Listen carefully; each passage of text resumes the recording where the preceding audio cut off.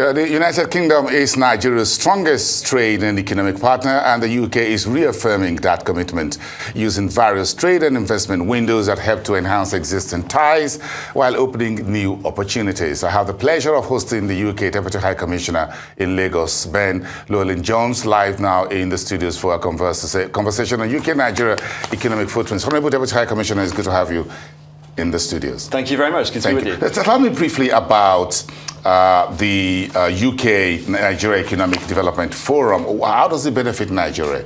So this is a ministerial forum, happens every 6 months between the Ministry of Trade in Nigeria and the Ministry of Trade in the UK. The next one's on Monday, and the idea of the forum is to try and encourage trade and investment, but also air challenges, opportunities, potential ways ahead. So the one on Monday is the last we're having under this kind of format, and we're looking forward to a new kind of format, a new enhanced partnership into the future. What's going to change in the new format? So the new format's going to try to have an enhanced trade partnership, which looks particularly at new ways of having trade and investment. So specifically looking at the kind of barriers at the moment that are in the way, but also really looking at different sectors, particularly growth sectors that we could work together on. Specifically, a new country, a developing country trading scheme that we're bringing in. What will be the full package of what the new program looks like in terms of sectors in Nigeria the UK is looking to target? Well, in terms of where we see real trades and investment opportunity, I mean, there's traditional sectors where we have strong businesses already working, manufacturing being one of the ones in particular, FMCG. We're also very, very interested, though, in some of the newer sectors, tech being a growth sector for us, with lots of really good partnerships between the UK and Nigeria. Also the creative sector, Nollywood, music, and so on.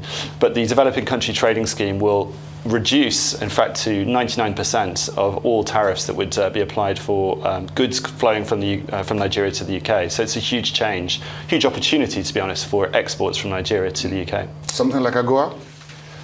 Something like that. I mean, it's a significant improvement over the pre-Brexit scheme that we had. And I think that's the key difference, really. It's a post-Brexit scheme looking at what we could do that's different, that adds value. If you look at the developing countries trading scheme, or DCTS, that was recently launched by the UK, how does that benefit Nigeria and beyond the rest of frontier Africa?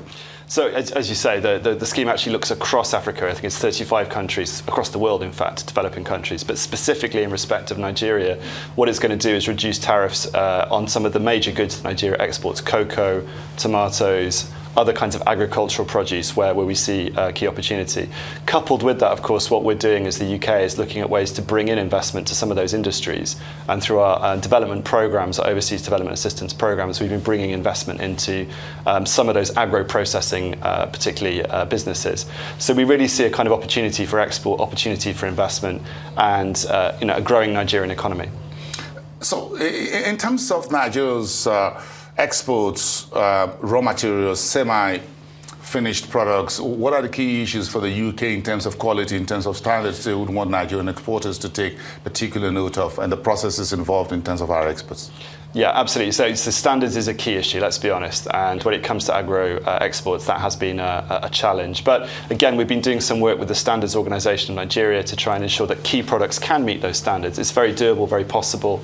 I think some of the other challenges, to be honest, are the speed with which goods can move. So flowers, for example, how quickly cut flowers can move. Horticulture, for example. Exactly. Mm-hmm. And I think those are less within our gift to resolve. They're around trade facilitation, they're around the speed of goods through the port, the speed of goods through the airport as well. And I think that's where we need to see reforms that can help all exporters, frankly, Nigerian and British, the many exporters who are attempting to export from Nigeria, to export more swiftly. Are there financing opportunities for Nigerian exporters from the UK? Absolutely there are. I mean, when you say financing opportunities, I think we see this in a variety of ways. I mean, the most obvious way, to be honest, would be to use UK export finance, which is there to support different businesses here in Nigeria, and it's there and available, and we're very keen to try and promote it. How much is that, the total portfolio there? I think the risk appetite is around, I think it's over £1 billion actually, but risk appetite doesn't necessarily translate into capital. It's around the potential industrial usage that we need to see. But I think more specifically, where we want to see foreign direct investment coming in from the UK, it's in businesses that are already here, let's be honest, businesses that are already working and have a footprint on the ground, and then businesses that are able to grow and have potential to grow. And I think, in a more favourable investment climate, we really hope to see some of that foreign direct investment come back in. But it would also be good to support British and UK businesses already in Nigeria. It would, it could, and it should. And I think what we've seen as well, those businesses that are creating jobs and indeed are, not just here in Lagos and the southwest, but across Nigeria, are really an essential part of the economy. We want to see them creating more jobs. They want to create more jobs and grow. I think one of the challenges that we and Nigeria are working through is the investment climate. We want the investment climate to improve. We've not seen the growth and investment that we need to see. And I hope with some changes, some reforms, we can see more investment come in.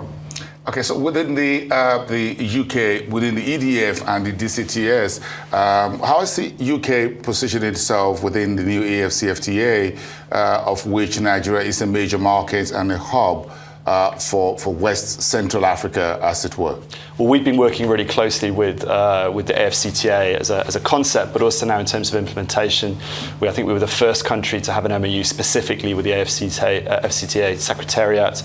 And actually, we've been working practically on how to remove some of these barriers. And our experience in East Africa, the East African community, is that you can have mutual advantage, but you need a lot of trust between countries to take down some of these customs barriers in the first place. And then secondly, some of the basic infrastructure barriers that make it difficult to get from one state to another, particularly on that West African trade corridor. So practical things, and then not just that, but also kind of experience and trade policy that we've been sharing as well.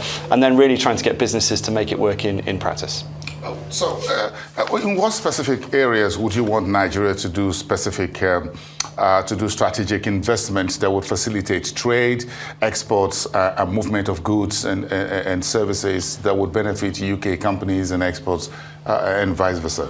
Well, I think they'd benefit UK companies, but also Nigerian companies. Crucially, so many Nigerian companies want to export. But I think for us, investment in infrastructure is clearly key. And we've seen, not just in Nigeria, but across the world, the challenge around that. But one of the key things that businesses try to face when they try to export from Nigeria is the speed with which goods can move through Lagos port specifically. And I know there's investment going in, new ports being created, but I think that's a real unfortunate logjam at the moment in terms of how we can see exports happening. And I think it would be to everyone's advantage to keep the pressure up, keep moving forward with the reforms there and the speed, trade facilitation that we need to see there. You were posted you came into Nigeria during the COVID-19 pandemic, and it's good to have you on the ground. So I'm sure within the last 2 years, I'm sure you're looking at the numbers in terms of total trade between UK and Nigeria over the last 2 years, and now that we're sort of putting the pandemic behind us in the manner of speaking. What are you seeing? What trend are you seeing from 2020 up to the moment? So the numbers are going up. That's a good thing, and we celebrate that. I think we should look beyond the numbers as well. I mean, numbers are going up. They're not taking account of inflation. They're not really adjusting at the moment for the impact and the kind of significant part that oil plays in that. And I think what we really need to see is that diversified economy. That's what we haven't seen, to be honest, over the last couple of years. It's been hard to do, accept. But really, for Nigeria's numbers to go up and for the UK trade and investment portfolio to go up, it's around diversification away from oil and gas into some of these new industries, and also growing the industries which are where we do have a market competitive advantage, manufacturing being an obvious one. But diversification is what we're all trying to aim for. Energy challenge is one of Nigeria's key issues. So is the UK looking to help in that particular area as part of the infrastructure investments that is needed to facilitate trade and move some of the goods from raw material to even finished products before they're exported? Absolutely. I mean, if you look at two of the largest energy investments over the last few years, the Azura power station, Savannah Aku Gas, they're UK investments, not just UK, but large amounts of UK investment in those.